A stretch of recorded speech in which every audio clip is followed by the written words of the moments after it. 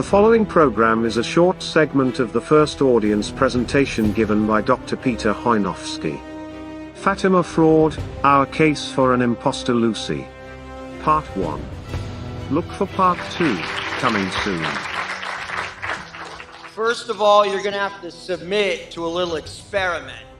So, you're just going to look at some pictures because we consulted so many, dozens and dozens of scientific experts, investigative experts, and many say that the human eye is a better judge of things than the most advanced computers. And I think you'll see why that is true, even though we're going to bring forward the math to show you that this fraud has been perpetrated on us. But we're just going to have a little experiment, okay? I want you to really look at the faces being presented. Look at the mouth. Look at the chin. Look at the eyebrows. Look at the phylum. You know what the phylum is? It's the little part between the nose and the lips. Everything matters in this regard. So look at all the aspects of the faces that I present to you, and then I want you to react. When there's something wrong, I want you to raise your hand, okay?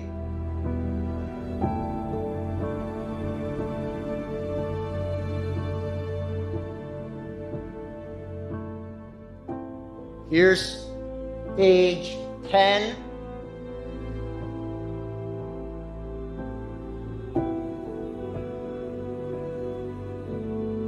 The famous picture of the three children of Fatima.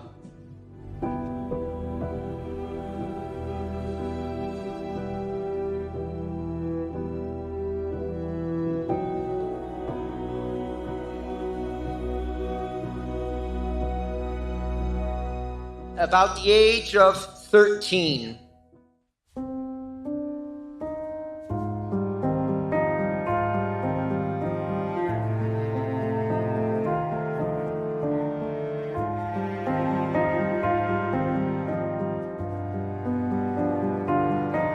As you can see, a very strong figure, a very strong face, a face that has already known adversity.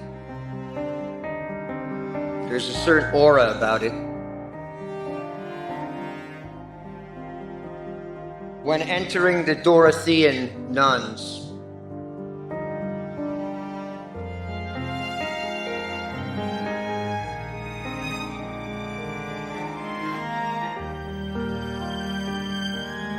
this is moving, isn't it? Member of the Dorothean order.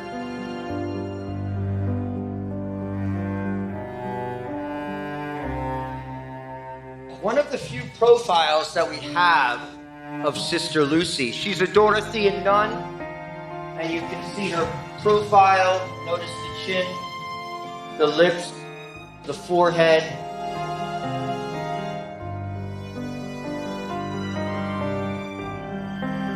Sister Lucy, again, a very famous picture as a Dorothean.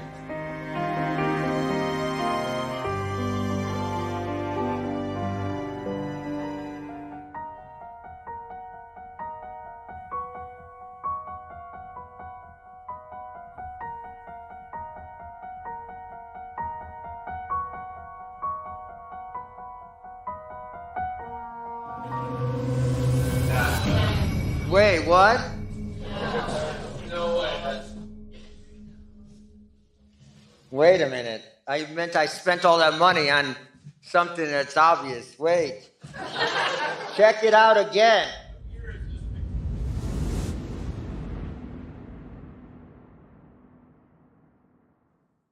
This one's 1967. We have no pictures of her from the early 50s until... This is 1967, May 13th, when she met with Paul VI at Fatima. Okay? Now go back. Now I'm going to give you the dates.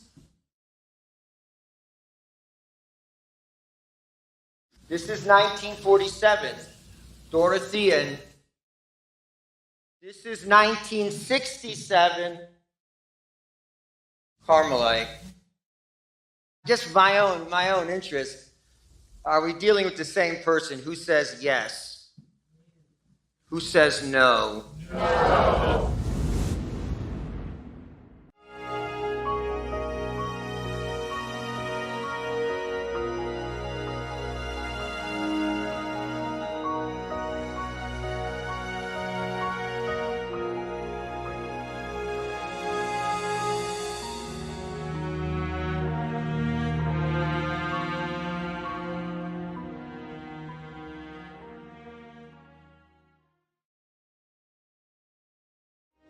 Fatima Fraud, Our Case for an Impostor Lucy.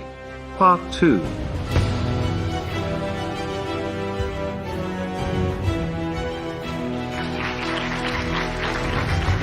Okay. So it was based on that problem, the apparent difference between these pictures and between what seems like two different women, that caused us to begin this investigation. And what we've done is put the case, we're going to prove fraud here. And what we've done is put all the evidence in three separate categories. One is the historical, one is the photographic. So if a fraud of this magnitude occurred, then clear inconsistencies, anomalies, and perhaps even a warning from heaven should exist. You think there's going to be a warning from heaven? There is. There is. Photographic, Sister Lucy Truth, the organization we have, accumulated over 100 photographs of Sister Lucia from 1917 to 2005. And submitted them to unbiased experts of various specialties, really those who are on the top of their professions. Because we wanted the best, and we wanted because it was so serious, we wanted an objective analysis. Then, for looking at another scale of value and looking for another indicator, we had a handwriting analyst. Sister Lucy Truth obtained hundreds of pages of authentic writing from the real Sister Lucia. One of those was an extremely rare and high-quality copy of the Third Secret of Fatima published by the Vatican. 4 writing specimens dated post-1967 and a total of 20 authentic signatures prior to 1967, and 2 question signatures post-1967. These specimens were examined over the course of 6 months. It took a long time to get this in. Okay, so what I'm doing for you today is I'm presenting to you the evidence as we have it now. We have never put forward this much evidence before to any audience or on the internet. So here we go. First, we're going to look at the historical element of this situation. What do we say? Why do we care? Why do we care about the identity of this woman, Sister Lucy of Fatima? I know I don't have to say that to you, but objectively speaking, why do we need to care? The identity of Sister Lucy is tied up with the history of the Fatima apparitions, the largest public miracle in human history, the miracle of the sun, subsequent to the resurrection of Jesus Christ. The events culminating in 1960 and thereafter demand a reasonable explanation and renewed examination. Now look at this. You will appreciate this because it's amazing what we found. It seems to be the case that the transition from the real Sister Lucia to the new Sister Lucia, quote unquote. How many things in our age have to be quote unquote? Exactly parallels the transition from the traditional Catholic faith to the new faith of post-Vatican II. Okay, I mentioned to you about a warning from heaven. And I just found this last week in a text called Fatima and Twilight. It mentions the fact that on her deathbed, so remember Jacinta, Francisco had already died in 1919 from the Spanish flu. Now Jacinta is going to come down with it. And she is going to die the next year, 1920. Before she dies, she has a message. Our Lady appears to her when she is on her deathbed. And she conveys to Jacinta a message. Jacinta's going to convey that message to Lucia. The message was a warning of the grave dangers that threatened Lucy, both at that time and in the future.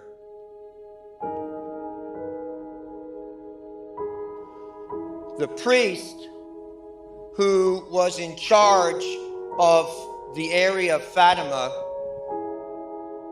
he heard this from Jacinta. He immediately tried to get both seers out of Fatima. Of course, Jacinta was ill. He took Lucia to Lisbon to protect her life. He was going to put her in a school in Lisbon. He was going to have her have a new identity, a new name. And she was never to speak about Fatima. Well, the government of Portugal, the Masonic government of Portugal, found out where Lucia was. So they had to take her again and go back to Fatima. But she was always under threat. In 1921, they bring her to a Dorothean school in Porto, Portugal, run by the Sisters of St. Dorothy. And she was instructed, she was given a new name, Maria das Dores, Mary of Sorrows, and they forbade her at the school from ever talking about Fatima. In fact, later, she's going to join herself the Dorothean sisters. And during that whole time, only once was she given permission to speak about Fatima, when they were doing an official study of the apparition. So otherwise she was to maintain silence. So much happened to her as a Dorothean. I focus for one moment on the apparition that she received at Tui, Spain. When the Holy Trinity appeared to her, she was shown the graces and efficacy of the Mass. And she was also shown Our Lady, who held her Immaculate Heart in her hand at the foot of the cross. It was during this apparition that Our Lady came, as she promised, on July 13th, 1917, Our Lady came to her and asked for the consecration of Russia to her Immaculate Heart. So many things happened to Sister Lucy dos Santos of Fatima when she was a Dorothean nun, and you see her habit there. Okay, Lucia does return to Fatima in 1946, and within a few months, she indicates her long-held desire to become a Carmelite. She's going to leave the Dorothean order after over 20 years, and she's going to need permission to go to the Carmelites. Well, strangely enough, that's just the facts. The request is approved by the intervention of Monsignor Giovanni Battista Montini. He signs off on the papers for this transfer. She would go to the Carmel at Coimbra in Portugal. Of course, during this time, there was all talk about this third secret coming out before 1960. Everyone was talking about the cardinal from Portugal, Cardinal Ottaviani. Everyone was looking to that date, 1960. Now, look at this date, December 26, 1957. In this, you have what I believe is the last interview with the real Sister Lucy. It's an interview given to Father Fuentes, who is there as postulator for the cause of the beatification of Jacinta and Francisco. All right? Then look at that. After this interview, Sister Lucy was not allowed to be interviewed anymore for the next several decades.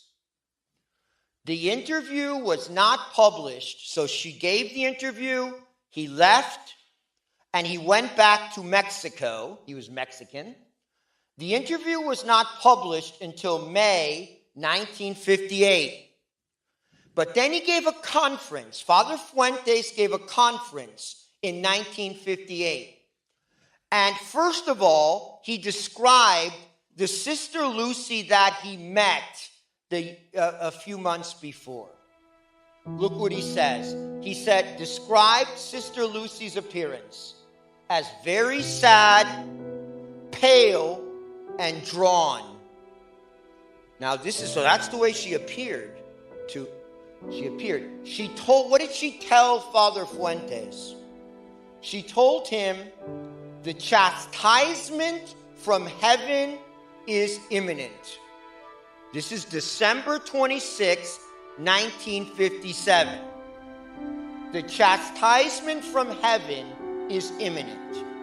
The year 1960 is on us. And then what will happen? It will be very sad for everyone and far from a happy thing if the world does not pray and do penance before then. All right, who thinks that sounds like Sister Lucy? Seems like it sounds like Sister Lucy, the one that we know. So it sounds like Sister Lucy. He has a reason to be there. It sounds like Sister Lucy. Seems like Sister Lucy. But then seems like strange things go on.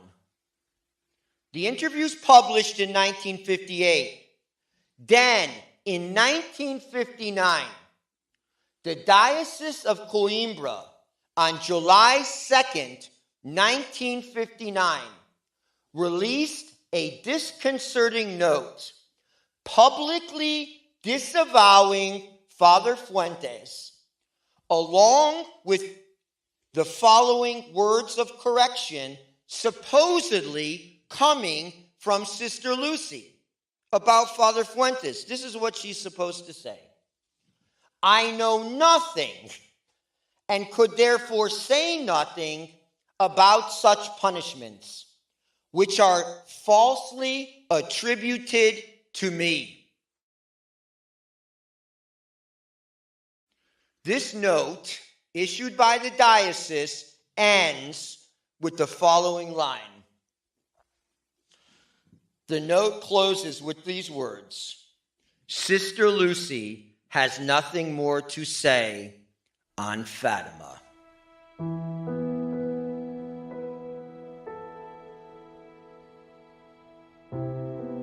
What happened? Why is it getting strange all of a sudden? It's 1959. Why is it all getting so strange?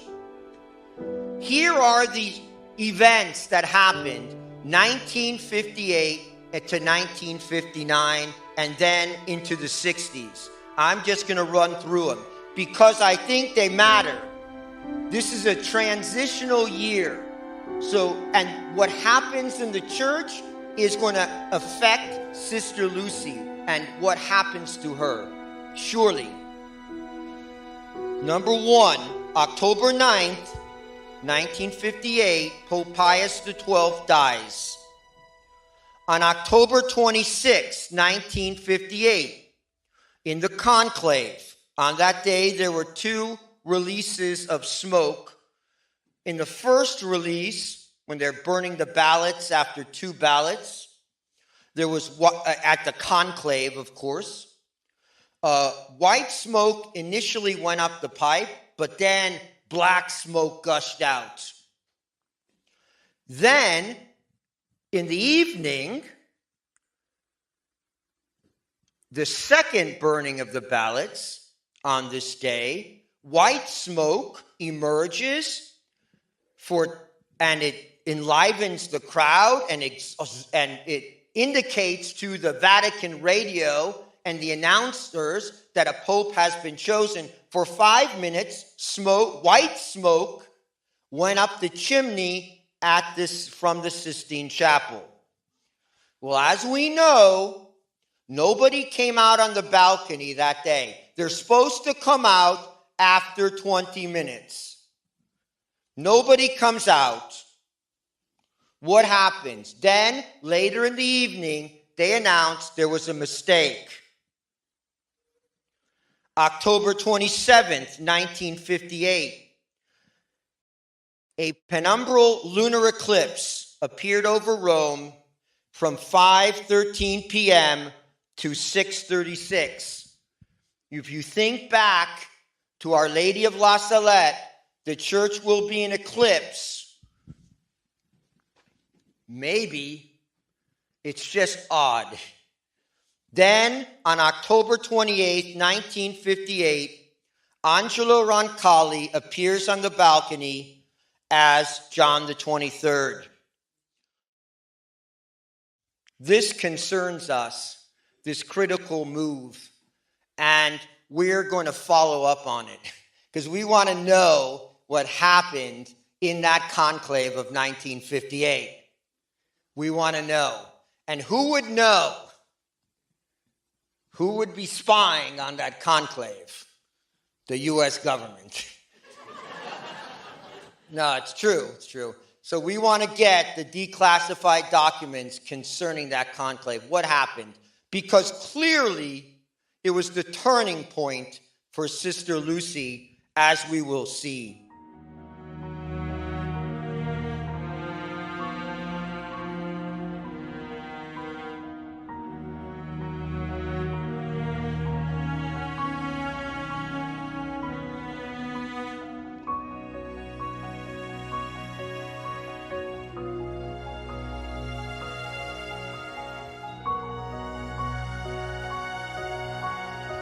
We at Sister Lucy Truth are fighting to finish the investigation.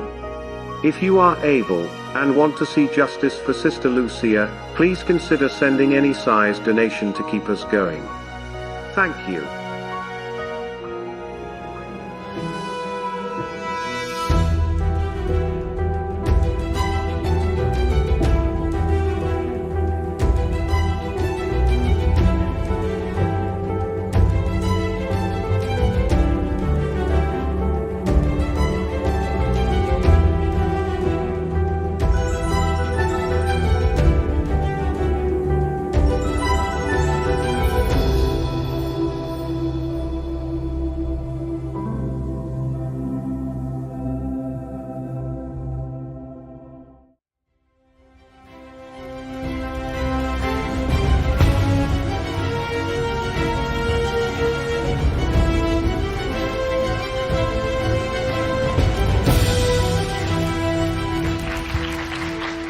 want to get the declassified documents concerning that conclave. What happened?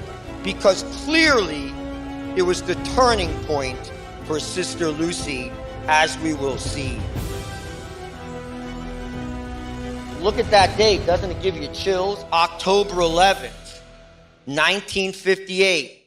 We got 2 declassified documents from the State Department already.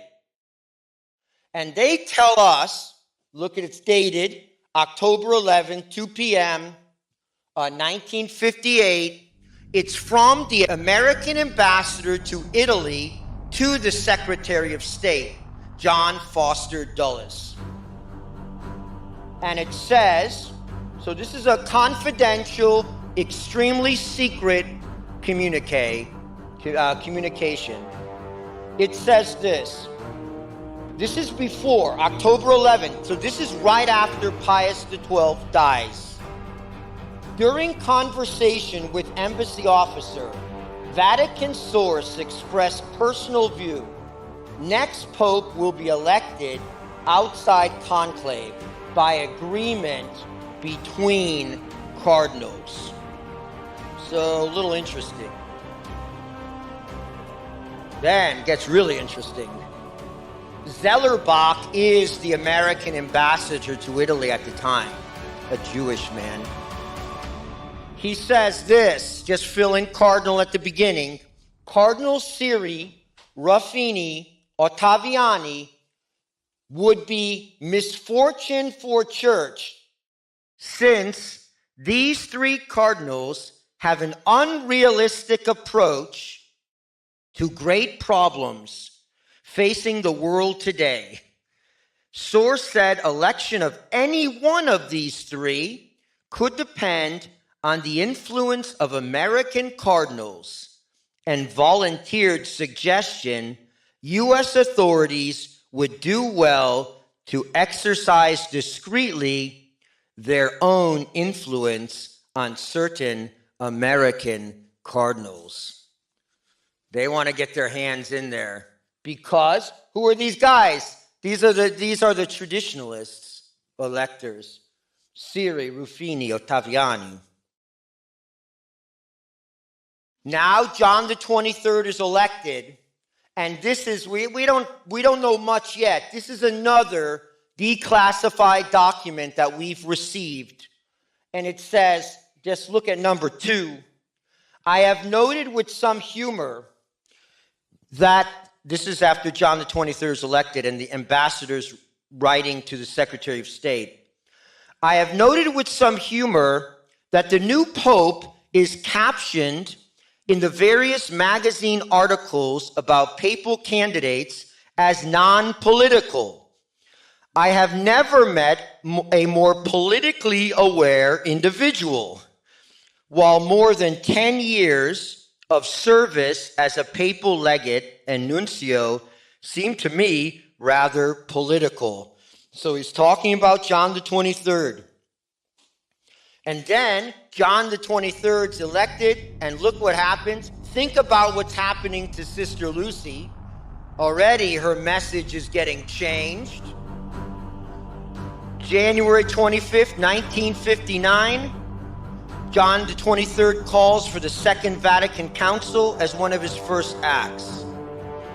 February 1960, the Portuguese news agency in Rome released a statement. And I know my mother told me about this, you know, right? You remember, okay. The Portuguese news in Rome released a statement received anonymously from Vatican sources saying, it is most probable that the secret of Fatima will remain forever under absolute seal.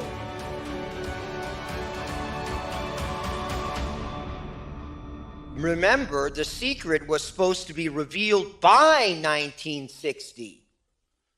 And you ask yourself this, would Sister Lucy, if she had this mandate from Our Lady, would she allow this? October 11th, look at that day. October 11th, 1962, 57 years ago to the day. Today, John the 23rd opens the Second Vatican Council and makes his infinite remarks denouncing the prophets of doom. Who are the prophets of doom? Our Lady of Fatima, Sister Lucy. Look at another date, connecting Vatican II to Fatima and the miracle of the sun. October 13th, 1962, marked the first initial working session of the council, wherein members of the top 10 conciliar commissions were elected. So Vatican II actually begins on October 13th, 1962. Okay, let's summarize what we've come to historically speaking. Sister Lucy, not publicly seen again. Okay, so that was 1957. She gave that interview. Sister Lucy was not publicly seen again until May 13th, 1967, on the 50th anniversary of Fatima with Paul VI. Strikingly, in her 1967 appearance before the world, Sister Lucy, look at quotes, now we're going to put in the little quotes. Sister Lucy appeared jovial and in good health, even gesturing to the crowd, cheering crowd, as if prodding them for more adulation. You wait and see the picture. So that happens 1967. Look what happens 1968. All these years, one after another. Paul VI changed the rite of consecration and ordination, promulgates the new Mass. Now look at this. We have this letter. We've analyzed this letter. December 27th, 1969. Sister Lucy writes a strongly worded letter demanding complete obedience to Paul VI. You think that's going to be authentic, huh? This is her raising the roof motion of, cheerleading, getting the crowd all riled up for Paul VI. Give me a break. I can't go back to the other one. Can you imagine? Then, the strange interview in 1992 and 1993. Just one thing about this interview. Both interviews were on October 11th. October 11th, 1992 and October 11th, 1993. It was with Carlos Evaristo. And it's videotaped. You can see it on the internet. You can see it on YouTube. What do you think she's going to say? Punishment is imminent. Do penance. Russia should be converted. Wrong. This is what she said in that interview. You can see her words saying it on tape. It was taped. The third secret, this is her. The third secret was not supposed to be revealed in 1960. The secret was meant only for the Pope and not the public. Russia did not need to be mentioned by name in the consecration. Heaven has accepted John Paul II's 1984 consecration. The Jews continue to be a chosen people of God.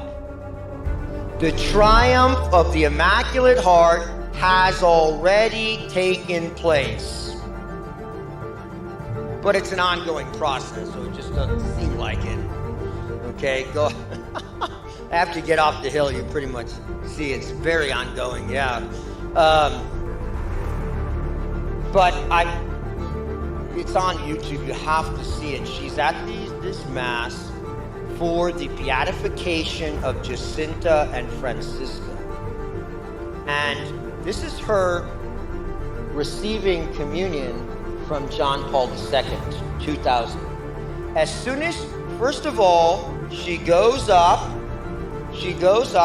when he's giving her the host, she goes up to grab his hand, almost like she's used to receiving communion in the hand.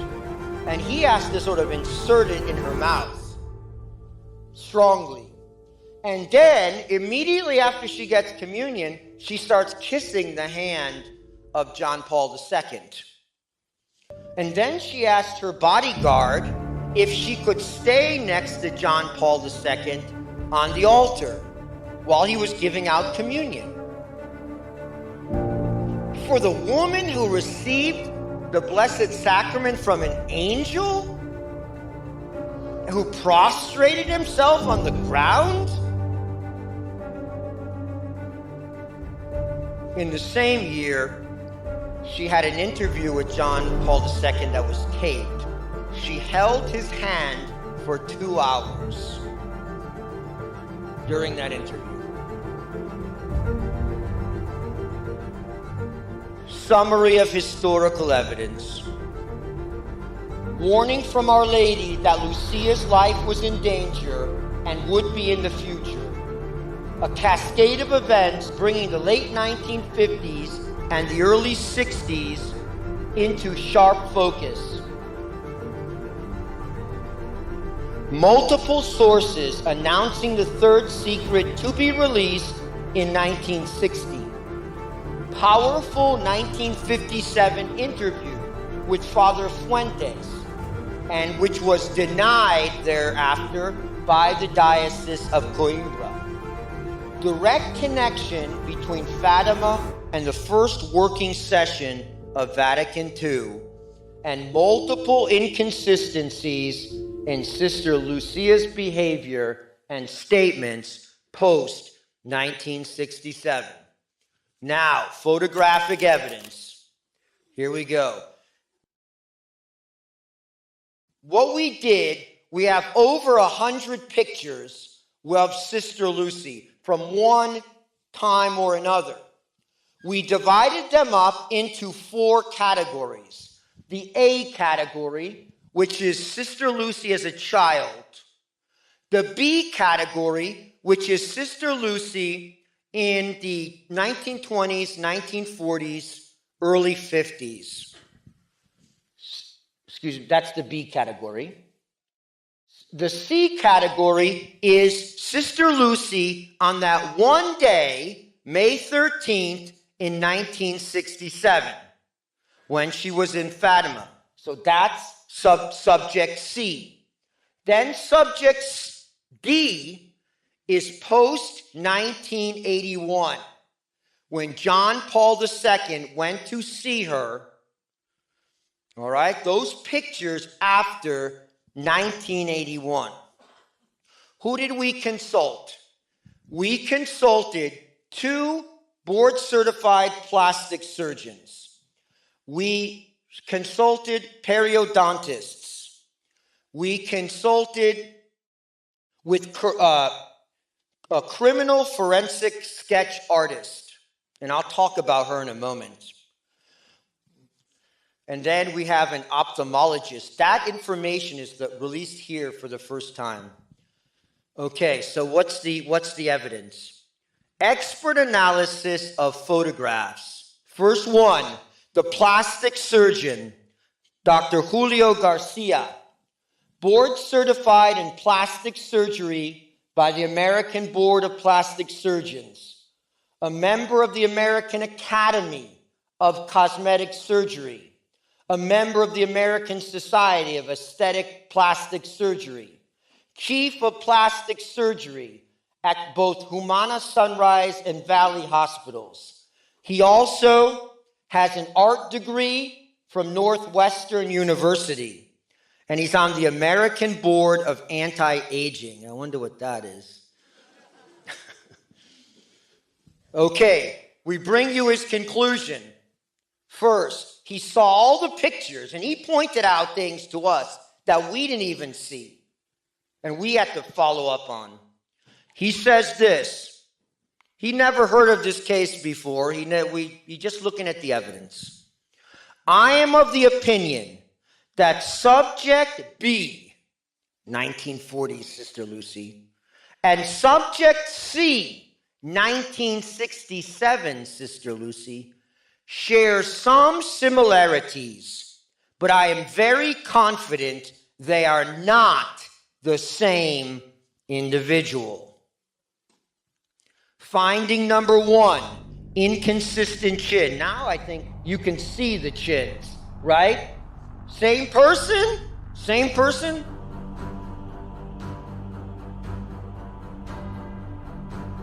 Come over here. Sit over here. You gotta see these chins.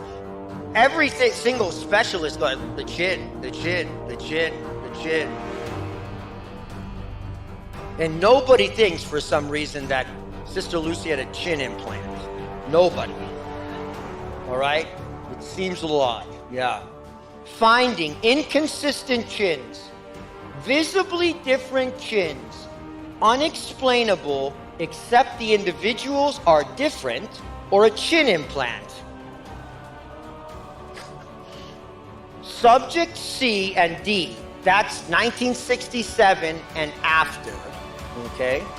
Subject C and D have far more prominent protrusive chins when compared to the profile view of subject B on top, the real Sister Lucy. The difference cannot be explained by the aging process, nor can dental work account for the observed discrepancy. As we age, we lose fat and bone, making the appearance of the chin less prominent over time. The chin and jaw will not be altered in the manner apparent in the image and video with usual dental work. It would have to be a broken jawbones or broken facial bones.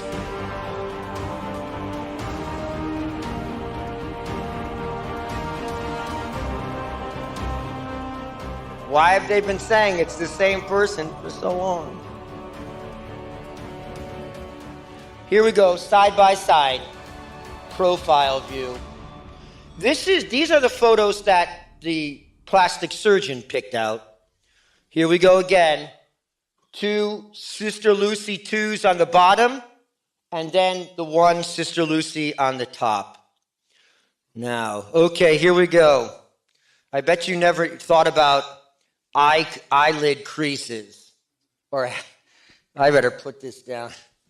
Look what he says. This is quoting from his report to us.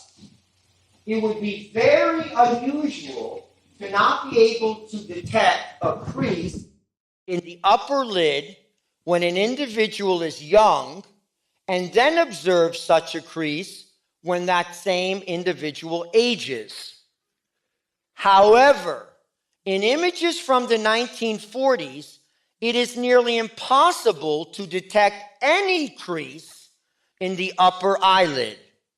Yet, in the post-1967 photos, the upper lid crease is observable in nearly every photograph. Here we go again. You see, up there is the first one. Sister Lucy 2 is on the bottom. This is 1967 over there, and this is 1999 over here. You see? Here we go again. This is, you got to really look.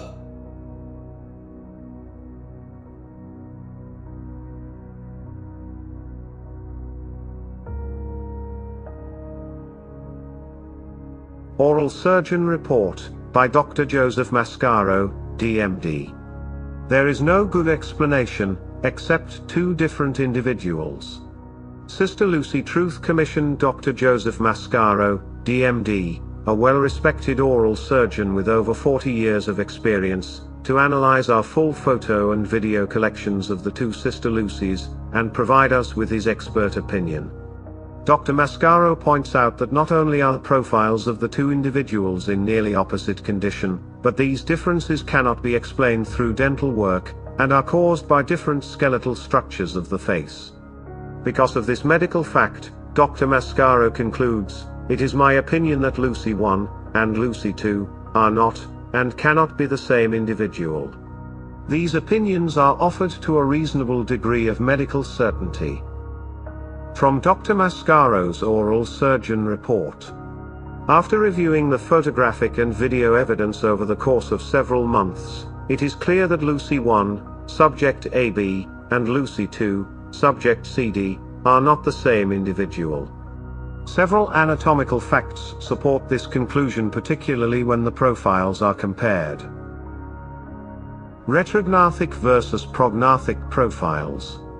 Lucy 1's mouth, teeth, tend to extend anteriorly, forward. In other words, her mouth area sticks out relative to her other facial structures. This is an underlying feature of Lucy 1's skeletal structure. This skeletal structure would not significantly change if all of her teeth were extracted and dentures worn. In contrast, Lucy 2's profile presents a nearly opposite condition, a prognathic profile with a concave appearance. Lucy 2's presents maxilla, upper jaw, retrusion, and mandibular protrusion. This protrusion is observable as Lucy 2's mandible, chin, is nearly parallel to the tip of her nose, a spot anterior to her nostril. Yet, Lucy 1's chin is recessed relative to the tip of her nose. The most anterior part of Lucy 1's chin is vertically aligned to a spot posterior to her nostril. Tooth extraction and dentures. Skeletal structure would not significantly change if all of her teeth were extracted and dentures worn. Dentures, which seem to be at least reasonably well fit, further support the conclusion that these images depict two different people. The presence of dentures would work to maintain the vertical dimension and prevent over-rotation of the mandible. With the vertical height maintained, there is no good explanation regarding Lucy 2's significant chin protrusion forward, when compared to Lucy 1. In addition, Lucy 2's facial height does not appear radically different than Lucy 1, which, again, supports the opinion that removal of all the teeth is unable to account for the marked change in profiles, particularly the mandibular protrusion. A skeletal, not dental, difference. A severely prognathic chin is skeletal, not dental in origin. Conclusion? During the course of my career, I have performed hundreds of jaw osteotomies, precisely planned fractures of the jaw to reposition the bones, and extracted thousands of teeth. I am familiar with expected changes to an individual's face as a result of tooth extraction and placement of dentures. It is my opinion that Lucy 1 and Lucy 2 are not, and cannot be the same individual.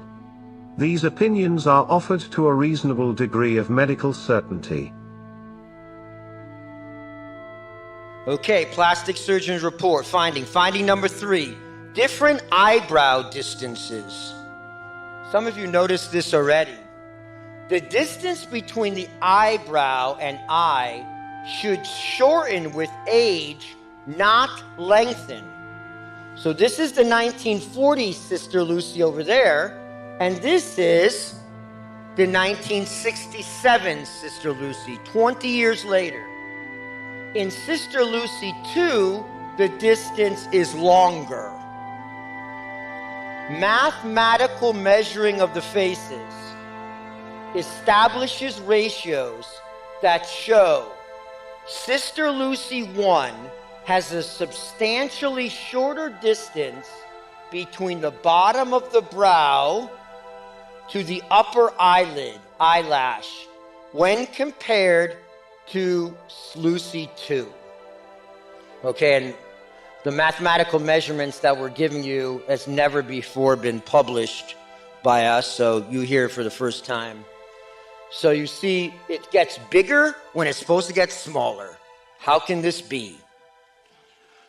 Okay, these are the different ratios. And And when it goes beyond the realm of normal standard deviation, it goes yellow and red. So here's the original Sister Lucy, and there's the statistics, the numberings for the new Sister Lucy. And you see the standard deviations way above the mean or below.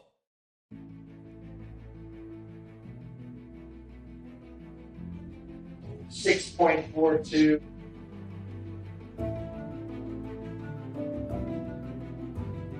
6.04, 4.5, 9.98, 5.84, 5.166, 4.5, 7.8, 5.8. This is mathematics. It's not feeling, it's not theology, it's mathematics, which has implications for everything. Okay, he continues. The width of the nose of subject C and D appears wide relative to the mouth when compared to the nose and mouth of subject B. Okay, you see the wide nose of Sister Lucy 2. Mathematical measuring of the faces establishes ratios that show Sister Lucy 1 has a more narrow nose than Sister Lucy 2. When calculating the ratio of the width of the nose relative to the mouth and the interpupillary distance, width of nose is unaffected by aging or maturity. So the width of the nose doesn't change with aging or maturity. So therefore, why the mathematical differences? And here's the statistics. You can see all the red and the orange and the beyond the standard deviation. Okay, photographic anomalies. So you'll love this one.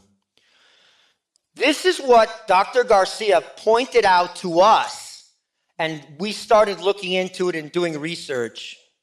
An unexpected insight during Dr. Garcia's analysis concerned a photograph. I'll show you it in a moment. At least one of the images appears to have been tampered with or otherwise altered. Specifically, subject C, Exhibit 6, presents an image of subject C, that's the 1967 Lucy, that is incompatible with the lighting present in the remainder of the image. This is what he said. This is the most famous picture from the 1967 meeting between Sister Lucy and Paul VI. This picture. And it was published on June 13th, 1967, 1 month after the event. Look in. Okay, this is perhaps one of the most widely published. Okay, good. That's the newspaper that it appeared in. That's the picture. Okay, that was the newspaper, the Voz de Fatima. That was the newspaper produced by the shrine at Fatima. Whoa, what happened to Sister Lucy? She isn't really there. This is the source photo. You see the man with the glasses?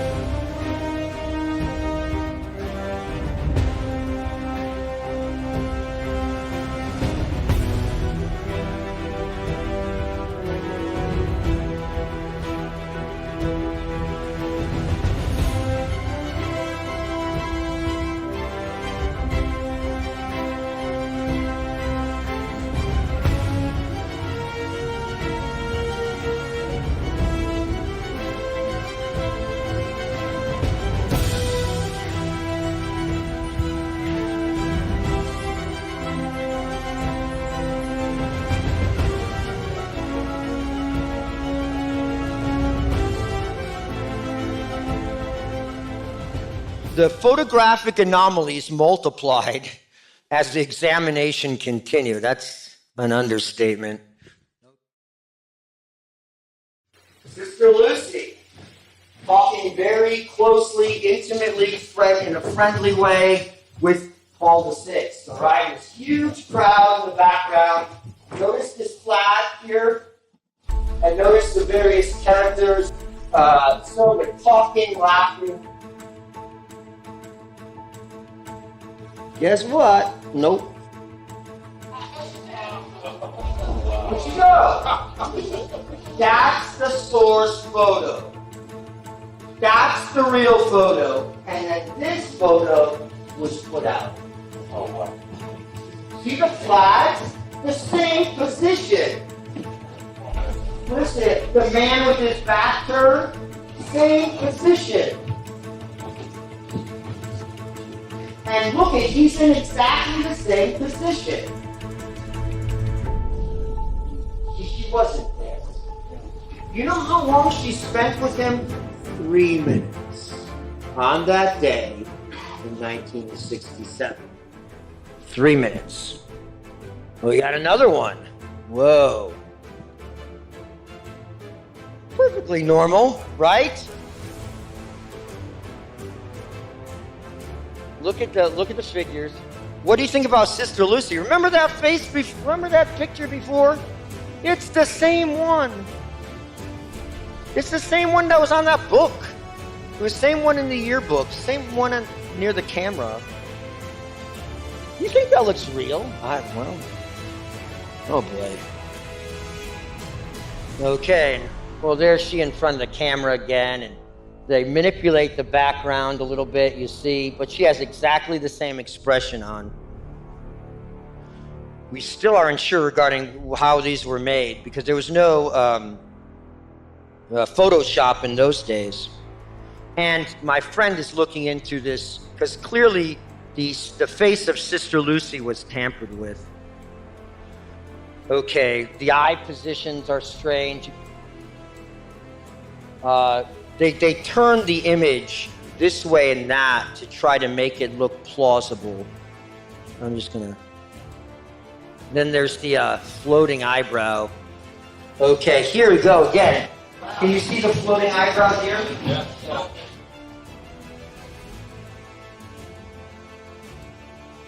Notice, same picture. Okay, let's get to the same picture. Oh, there she is again.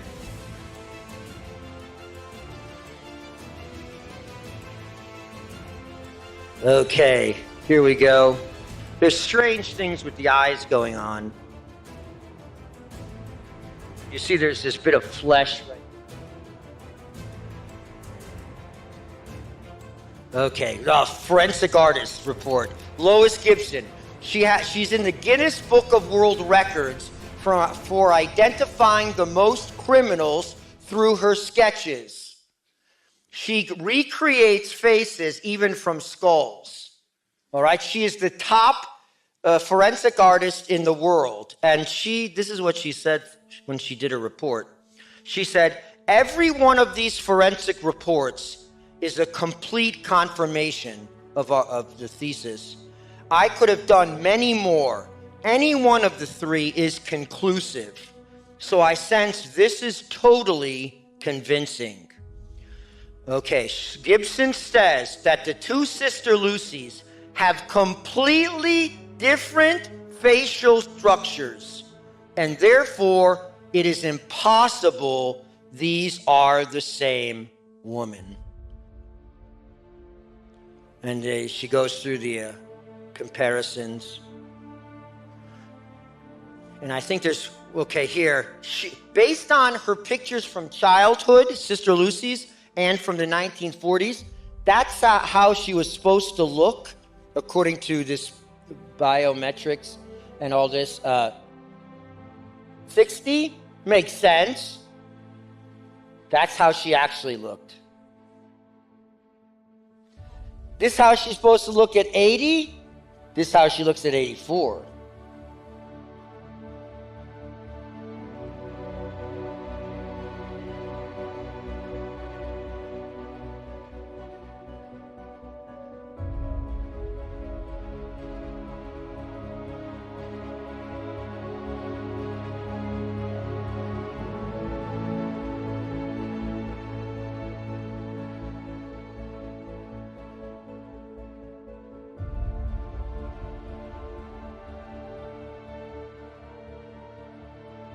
Then we have facial recognition reports.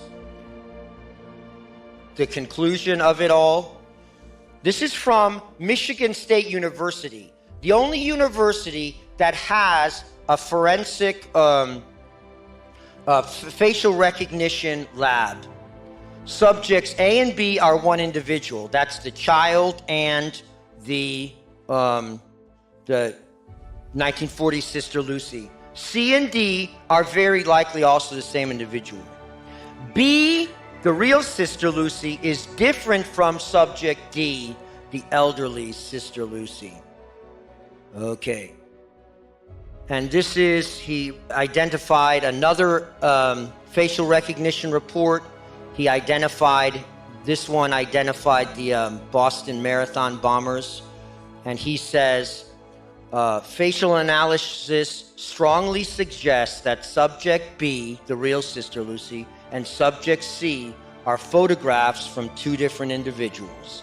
Different nose lengths, different philtrum length, different eyebrow shapes, different mouth shapes.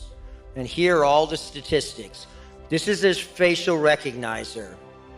Some people forget faces as soon as they see them. Some people have an extraordinary ability to remember and identify and analyze faces. Well, this woman is ranked the #1 super recognizer in Australia. She's part of a whole cutting-edge research at the University of New South Wales. And she was ranked #1 in facial recognition. She's a super recognizer.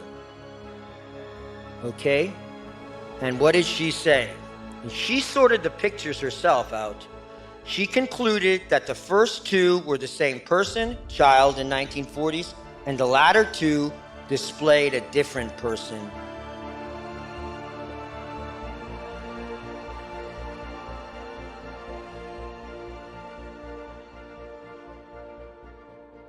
And then we have the ophthalmologist. Just one more thing here. So we wanted an ophthalmologist to analyze our material. So he said, oh, okay, I have an international conference of 20 of the best ophthalmologists in the entire world coming here to New York. So I'm going to present it to them. So he presented the Sister Lucy problem to these world-class ophthalmologists. You know what strabismus is? Lazy eye, right? Lazy eye. It doesn't fix itself. Well, it ends up where the majority, the supermajority of strabismus experts said the pre-1967 Sister Lucy does have strabismus, lazy eye syndrome. You see, her right eye is deviated, her right eye. And then the other one, according to the supermajority of strabismus experts, the post-Sister Lucia does not have strabismus. And it doesn't get better with age. Okay? And medical treatments for this condition were not available during the relevant time frames applicable to Sister Lucia. Finally, handwriting evidence. Okay, we presented hundreds of pages of handwriting evidence to one of the best handwriting analysts in the world. And guess what he says? Not only the pictures, he didn't even look at the pictures, but he said all the letters, all the signatures post-1960 were forgeries. Based on the hundreds and hundreds of pages he had looked at from the 1920s, 1930s, and 1940s Sister Lucy. Okay, I want to point out, this is the third secret of Fatima. This is something I wasn't expecting to find.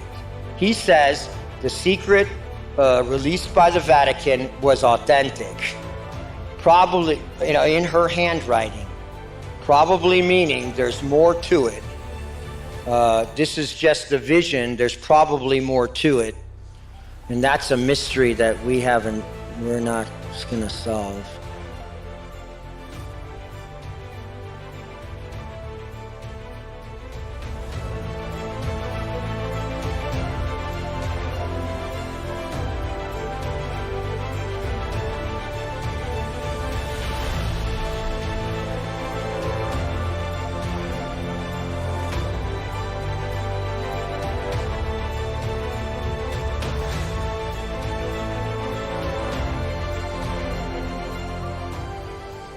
Here's the line.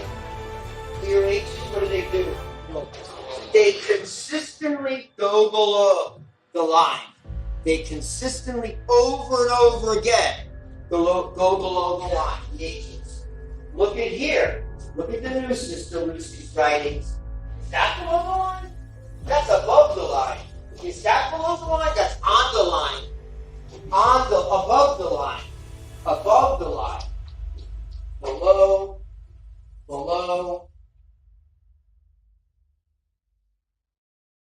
Okay, just the S's. Same S's. Hook. Real Sister Lucy. Hook. These are different samples. Hook. Hook. Look at here. No hook. No hook. No hook. No hook. No hook. The letters from 1967, 1969, 1980 were all forgeries. In summary, but it's a clever hoax. It's a clever forgery. In summary, there are some similar strokes to the known writings of Irmã Lúcia that would be expected if the intent of the writer was to model or copy the writer's style of handwriting. Like all forged documents, the small micro movements and the connections of the pen often reveal details and errors that are not part of the natural writer's execution. In this case, the differences are significant and point to a different writer than the known writer Irmã Lúcia. There's her signatures. Same. That's the early one, 1940s. That's 1967, 1969. You see the differences? The loops and all that. Okay, we'll conclude this. The post-1960 writings are definitely by a different hand. These are his conclusions. A significant, noticeable discrepancy arises in 1967 and every sample thereafter. Notice the 1969 letter, forgery, demands obedience to Paul VI. Timeline of discrepancy in handwriting matches perfectly with discrepancies in the historical and photographic evidence. What is the best explanation? Another person was posing as Sister Lucy. Sherlock. When you have eliminated all which is impossible, then whatever remains, however improbable, must be the truth. Okay, so this is what you can do. We're not finished. We're going after documents. We're going after some more reports. And we're going to go after the DNA. I'm not supposed to say that, but don't tell anyone. It's not going to be easy. Pray for us if you can contribute to our tax-deductible effort. Please do. Let's not let this sit. This is an abomination. Let's get justice for dear Sister Lucy, because we owe her that, the true messenger of God and Our Lady. Thank you so much for your attention.